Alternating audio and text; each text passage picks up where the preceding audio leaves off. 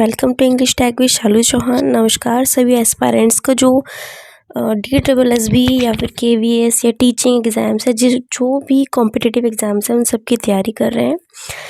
All the best आप सभी को। और यहाँ पर हम लेकर आए हैं इस प्लेटफॉर्म पर जो प्रीवियस ईयर के पेपर्स हुए हैं उनकी एक सीरीज़। तो ये आज हमारे सामने क्वेश्चन पेपर है 2018 का, फीमेल का, जो 2 जुलाई को हुआ था फर्स्ट शिफ्ट में। ठीक है, इसके जो जनरल पेपर था उसके 20 मार्क्स के इंग्लिश वाले क्वेश्चन हम लास्ट वीडियो में कर चुके हैं, और इस वीडियो में हम करने जा रहे हैं हिंदी वाला जो सेगमेंट है इसका 20 मार्क्स का। ठीक है, तो let's get started and video को एंड तक देखिए। कुछ इंपॉर्टेंट क्वेश्चंस हैं, हम इसमें लिटरेचर भी कंप्लीट करवाने वाले हैं आपको। ठीक है, तो स्टे ट्यून्ड, और अगर वीडियो हेल्पफुल लगे तो फिर सब्सक्राइब भी कर दीजिए और शेयर भी कर दीजिए, हो सकता है किसी और की हेल्प भी हो जाए। तो चलिए स्टार्ट करते हैं। यह हमारा हिंदी वाला सेक्शन, ठीक है, 20 मार्क्स का है। और आप देख लीजिए इसके अंदर हमें क्या करना है। देखो, मैथ्स मेरा जॉनर नहीं है, तो इस पेपर में मैं आपको हिंदी और इसका इंग्लिश और GS वाला पोर्शन कंप्लीट करा देती हूँ। ठीक है, क्योंकि वो मैं आपको एक्सप्लेन करके बता सकती हूँ चीज़ों को, इस वजह से। तो हिंदी वाला सेगमेंट स्टार्ट करते हैं। ये आपको फर्स्ट क्या मिल रहा है, यहाँ पे पैसेज है। पैसेज को सॉल्व करने का बेस्ट वे क्या होता है, आप जब भी पैसेज सॉल्व करते हैं ऐसा ना कीजिए। कुछ लोग क्या होता है कि फटाफट से पहले पैसेज ही रीड आउट करने लगते हैं, पर इससे हमारा बहुत ज़्यादा टाइम वेस्ट होता है।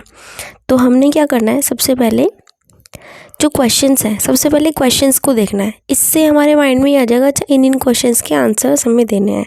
सेकंड थिंग ये होती है, कुछ क्वेश्चंस इस तरह से होते हैं कि हमें बिना पैसेज रीड आउट किए ही वो उनके आंसर्स मिल जाते हैं, तो हमारा समवेयर टाइम बच जाता है। हमें वहाँ पर अपनी इंटेलिजेंस ही नहीं दिखानी कि हम कितने इंटेलिजेंट हैं, हमें बस इतना है कि हमारे आंसर्स करेक्ट हो जाएँ। तो थोड़ा सा स्मार्ट वर्क करेंगे। ठीक है, देखो ये वाला आंसर आपको पैसेज में से मिलेगा, पर मैं फिर भी फटाफट से बता देती हूँ उनके रिप्लाईज। मानव जाति सुरक्षा की दृष्टि से पशु पक्षियों से अधिक सफल क्यों है? ठीक है, क्योंकि बौद्धिक शक्ति के कारण, क्योंकि जो इंसान है उनके अंदर माइंड होता है, उसको यूज़ करता है, इस वजह से। सेकंड क्वेश्चन है, प्रकृति पर विजय चाहने के पीछे मानव का लक्ष्य। ये सारे आंसर्स उसमें से हैं, पैसेज में से, पर मैं फिर भी इसलिए बता रही हूँ, कभी कभी पैसेज के जो आंसर्स होते हैं वो रिपीट हो जाते हैं। जीवन को भय के कारणों से मुक्ति दिलाना। ठीक है, अच्छा ये बड़ा इंपॉर्टेंट सा आंसर होता है। एक्चुअल में ना ये 4 ऑप्शंस होते हैं, हमें सारे ही सेम से लगते हैं, है ना। तो बस ये ध्यान से आपको देखना है, आंसर्स देख के हमें थोड़ा आइडिया लग जाएगा किस तरह की चीज़ें हमसे जो बोर्ड है वो मांग रहा है। गद्यांश का उपयुक्त शीर्षक क्या होना चाहिए? सुरक्षा मानव की मूल आवश्यकता है, ये होना चाहिए हमारा इसका एंड टाइटल। सुरक्षा के लिए युद्ध की भी आवश्यकता होती है, कैसे, क्यों ज़रूरत होती है? प्राण रक्षा के लिए ज़रूरी होता है युद्ध करना।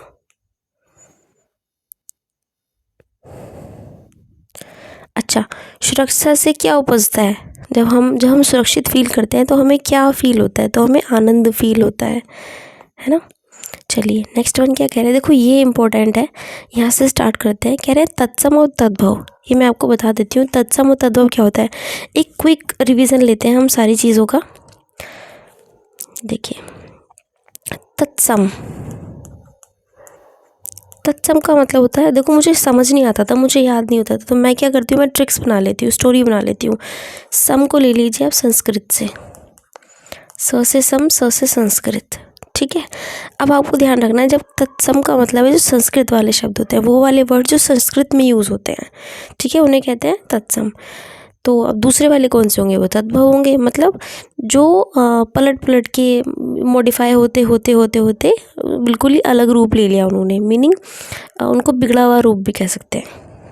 ठीक है, तत्सम संस्कृत, तद्भव उसके भाव वाला। चलिए देखो क्या कह रहे हैं। तत्सम, मित्र ये संस्कृत का वर्ड है, दुर्बल संस्कृत का वर्ड है, दीपक संस्कृत का वर्ड है, लेकिन भीख संस्कृत का नहीं है, संस्कृत का वर्ड है भिक्षा। ठीक है, तो ये हो गया तद्भव और ये है इसका तत्सम। आपको याद पता कैसे चलेगा? थोड़ा सोच के देखिए, महाभारत तो हम सब ने देखी है ना, रामायण हम सब ने देखी है, तो उसमें जो वर्ड्स यूज़ हुए हैं वो मोस्टली संस्कृत के यूज़ हुए हैं, मतलब तत्सम यूज़ हुए हैं। नेक्स्ट वर्ड आता है हमारा नीलगाय। समास बहुत ज़्यादा इंपॉर्टेंट है, एक बार इसको अच्छे से रिवीजन करके ज़रूर जाएंगे। नीलगाय ये वर्ड काफ़ी बार आ चुका है और ये जो एग्जाम्पल है वो कर्मधारय समास का है। निराशा। निराशा इसमें भी पूछा है कि संधि कौन सी है। हमारे पास में ये सारी संधियों के प्रकार हैं, टाइप दिए हुए हैं। विसर्ग संधि का मतलब होता है कि जब आप संधि करोगे ना तो यहाँ पर क्या होगा, विसर्ग लगा हुआ होगा। अब देखो निराशा की अगर बात करो तो नी ये लगा होता है, तो ये क्या हो गया, विसर्ग हो गया, तो इसीलिए विसर्ग संधि हो गई। दीर्घ संधि कौन सी होती है, जो दो बड़ी छोटी छोटी मिलके क्या बन जाती है, बड़ी बन जाती है, जिसका दीर्घ हो जाता है। ठीक है। अच्छा, व्यंजन संधि ये तो थोड़ा सा लंबा होता है। अयादि में क्या होता है, अया और अव दो वर्ड आते हैं। ठीक है। संधि को भी आप एक रीड आउट करके जाइएगा। कौन सा शब्द भाववाचक संज्ञा है, ये हमें अगर इंग्लिश के लिए बताऊं तो नाउन पूछ रहे हैं। नाउन कौन सी, एब्स्ट्रैक्ट नाउन। अब देखो ये कैसे पता चलेगा आपको कि कौन सी भाव है। देखिए कह रहे हैं मनुष्य, शहर, मुंबई। कोई भी व्यक्तिवाचक अगर शब्द है तो उसको हमें क्या करना है, अगर भाववाचक बनाना है तो उसकी भाव पे जाना होगा। जैसे कि ये हम हो गया मनुष्य, इसका हो जाएगा मनुष्यता। ठीक है। शहर का शहरी, मुंबई का मुंबईया में रहने वाला, है ना। अच्छा, अब हम ये वर्ड पूछा है कि बहुवचन में प्रयुक्त होने वाले शब्द बताइए कौन कौन से हैं। कौन से शब्द हैं जो हमेशा क्या होता है, बहुवचन ही यूज़ होता है, लाइक आंसू। अब देखो कैसे पता चलेगा, आप बाकी वर्ड सारे वर्ड्स के ना प्लूरल बना के देख लीजिए, बहुवचन बना के देख लीजिए क्या बनता है। साधु, साधुओं, व्यक्तियों, पशुओं, लेकिन आंसुओं नहीं होता। हमेशा ये नहीं कहते कि मेरे आंसुओं निकल रहे हैं, मेरे आंसुएं निकल रहे हैं, आंसू निकल रहे हैं, है ना। तो ये हमेशा कौन सा वर्ड है, ये हमेशा प्लूरल में यूज़ होता है, बहुवचन में यूज़ होता है। इस तरह से आप फटाफट से पता लगा सकते हैं।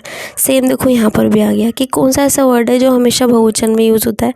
या फिर इसका क्या क्वेश्चन है कि आम का बहुवचन बताओ। अच्छा आप बताइए आम का प्लूरल क्या होता है। कभी आप बोलते हैं मैंने 5 आमों खाए, मैंने 5 आमों खाए, मैंने 5 आमे खाए, नो, मैंने 5 आम खाए।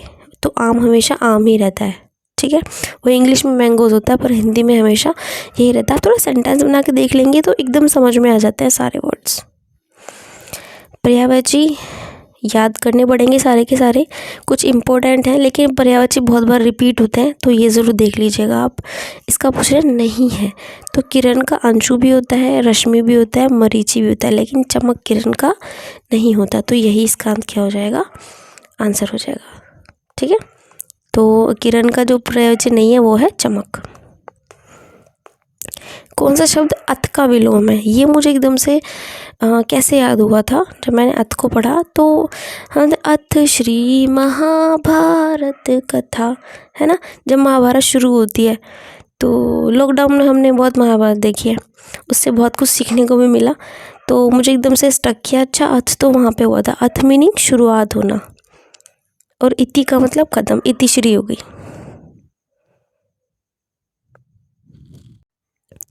तो अथ का मीनिंग क्या होता है, स्टार्ट करना कुछ भी, और इतिश्री का मतलब होता है अंत करना। पूछा क्या है, विलोम, तो यही इसका आंसर होगा। अब आप कहेंगे ये क्यों नहीं है, क्योंकि ये क्या है, उसी वे में देना है, ये भी तत्सम है तो ये भी तत्सम है। अब इसमें क्या पूछा है कि इस वाले वाक्यांश के लिए एक शब्द बताइए। क्या कह रहे हैं, जो होकर ही रहेगा, 100% होना ही होना है, तो अवश्यम भावी, अवश्यम भावी, अवश्य होगा ही होगा। भावित का मीनिंग क्या होता है, बाकी वर्ड्स भी एक बार चेक कर लेते हैं। भावित का मतलब क्या है, जिसकी संभावना है, अनिवार्य है, जो करना है। ठीक है। देखिए क्या कह रहे हैं, इसमें पुल्लिंग बताना है। अब आप देखो 4 वर्ड्स मिल गए हमें, आंसर इसका पकवान है, लेकिन आपको पता कैसे चलेगा, कैसे पता लगाओगे, तो सेंटेंस बनाइए। दाल खाई, दाल खाए नहीं होता, तो ये हो गया फीमेल, मतलब स्त्रीलिंग, है ना। फसल उगी, सब्जी बनाई, हर सब में हम क्या कर रहे हैं, फीमेल स्त्रीलिंग यूज़ कर रहे हैं। ठीक है। लेकिन पकवान खाए, पकवान बनाया, पकवान बनाई कभी नहीं होता, मैंने पकवान खाई ये नहीं होता कभी भी ना। तो इसीलिए क्या हो जाएगा, ये हो जाएगा आपका पुल्लिंग वर्ड। सेंटेंस बनाइए, सेंटेंस बना के बहुत ईजी हो जाते हैं। कुछ चीज़ आपको नहीं भी आती होंगी ना, तो थोड़ा सा सेंस लगाएंगे क्लियर हो जाएगा। कौन सा वाक्य है शुद्ध है, अब देखो रीड आउट कीजिए सारे सेंटेंसेस को। तुम्हारे को, पहली बात तो तुम्हारे को कोई वर्ड ही नहीं होता, तुम्हें वर्ड होता है। तुम्हें मुझसे मतलब ही क्या है, अगर ये होता तो ये करेक्ट होता। क्या तुम कल आओगे, हाँ ये करेक्ट है। अपनों से संबंध बनाए रखो, करेक्ट है। जहाँ चाह वहाँ रहा, ये भी करेक्ट है। इट मीन्स ये ही रॉन्ग है ना। तो आंसर क्या हो जाएगा, ये हो जाएगा अशुद्ध वाक्य। अकर्मक और सकर्मक, ये आपको क्विकली बता देती हूँ, ठीक है। अकर्मक क्या होता है, ट्रांसिटिव और इनट्रांसिटिव, ये आपने इंग्लिश में भी पढ़ा होगा, लेकिन मैं फटाफट से बता देती हूँ कि अकर्मक का मीनिंग होता है जिसके नॉन ट्रांसिटिव या इनट्रांसिटिव, मीनिंग जिसके अंदर ना हमें ऑब्जेक्ट की नीड नहीं होती, सेंटेंस अपने आप में कंप्लीट होता है, ये होते हैं अकर्मक, ठीक है। मतलब किसी और ऑब्जेक्ट की नीड नहीं है, आपको सेंटेंस खुद ही लगेगा कंप्लीट है। सकर्मक कौन से होते हैं, मीनिंग ट्रांसिटिव, ये कौन से होते हैं जिसमें ऑब्जेक्ट की नीड होती है, ठीक है।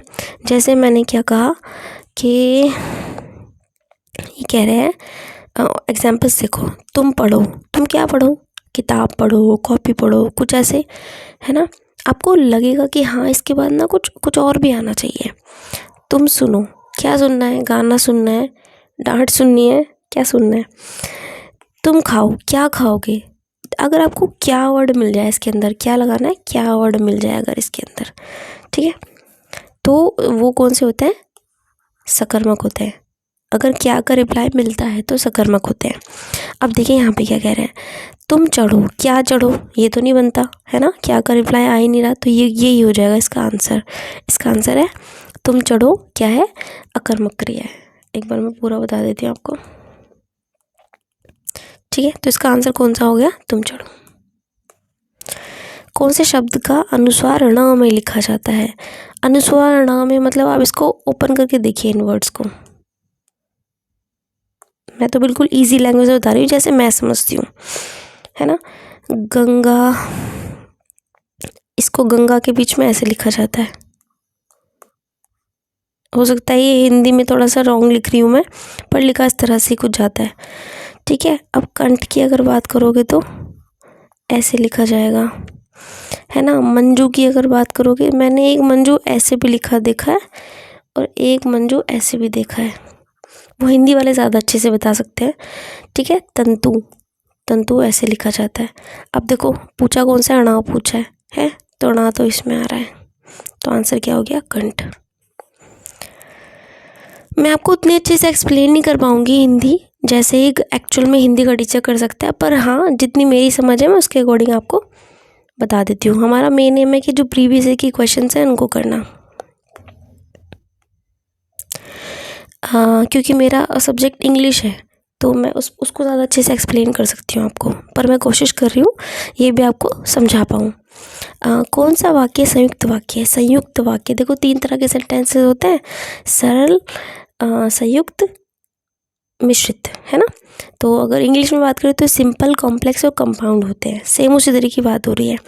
सरल सेंटेंसेस कौन से होते हैं, जो एक ही सेंटेंस बना देते हैं, 2-3 सेंटेंसेस को मिला के पूरा एक ही रहेगा, उसमें कोई कनेक्टिंग वर्ड नहीं होता, और क्यों ऐसे वर्ड नहीं होते, ठीक है। अब देखो दूसरा वर्ड क्या है, संयुक्त। संयुक्त कौन से वाले होते हैं, जिसके अंदर कोई ना कोई कनेक्टर लगा हुआ होता है। कनेक्टर क्या होता है, जैसे और लगा हुआ है इसके अंदर, ठीक है। सेंटेंस पढ़ते हैं कैसे आएगा। कह रहे हैं वह खाना खाकर सो गया, देखो इसमें भी 2 सेंटेंस थे, लेकिन इन्होंने क्या किया, एक बना दिया तो ये सरल हो गया, है ना। उसने खाना खाया और वह सो गया, अगर ये ऐसे होता तो ये संयुक्त हो जाता, तो उसने खाना खाया और वह सो गया, लो ये तो लिखा हुआ है नीचे, है ना। तो यही वाला क्या है, संयुक्त है। उसने जो ही खाना खाया वह तत्काल सो गया, ये वाला सेंटेंस है ना, ये मिश्रित है, ठीक है। जो लड़का यहाँ सो रहा था वही प्रथम आया है, ठीक है। हमें आंसर हमारा मिल चुका है, सेकंड है। तो उसने खाना खाया और वह सो गया, ये हो गया संयुक्त। पहले लड़के को बुलाओ, वाक्य में रेखांकित पद बताना है। अब पूछा है कि ये वाला जो वर्ड है ना, ये क्या है, इसका मतलब क्या नाम है, कौन सा विशेषण है, ये कौन सा एडजेक्टिव है। तो देखो आंसर तो इसका है संख्यावाचक, क्योंकि पहला, दूसरा, तीसरा नंबर आ रहे हैं, है ना, न्यूमेरिक हो गया। पर आपको एक चीज़ ध्यान रखनी है, बाकी भी समझ लेते हैं। गुणवाचक, अगर किसी की क्वालिटी बताएंगे, है ना, अच्छा लड़का, तो ये गुणवाचक हो जाएगा। संख्या, पहला लड़का हो गया। परिणाम मतलब उसके बाद क्या परिणाम मिलने वाला है, वो वाला। अनिश्चित, जैसे कि कोई, है ना, किसी ने कुछ तोड़ा, तो ये जो किसी हो गया अनिश्चित है ना। अच्छा देखो, जैसे एक हो रहा है अनिश्चित संख्या बोल रहा है ना, तो कितने, एक अनिश्चित है, कितने लोग, है ना, अनिश्चित। कुछ लोग तो थे, एक वर्ड और आ सकता है कुछ, तो अनिश्चित है और क्या कहते हैं, संख्या भी है, अनिश्चित कुछ। 16 क्वेश्चन थे हिंदी वाले। आई होप ये आपको वीडियो हेल्पफुल रही होंगी। नेक्स्ट वीडियो में मैं इसका, ताकि ज़्यादा लॉन्ग ना हो जाए वीडियो, नेक्स्ट वीडियो में इसका इंग्लिश वाला पोर्शन एक्सप्लेन कर देती हूँ। बने रहिए हमारे साथ में, और आई विश जो मेरी मेहनत है वो आपके लिए हेल्पफुल हो रही होगी। Thank you so much.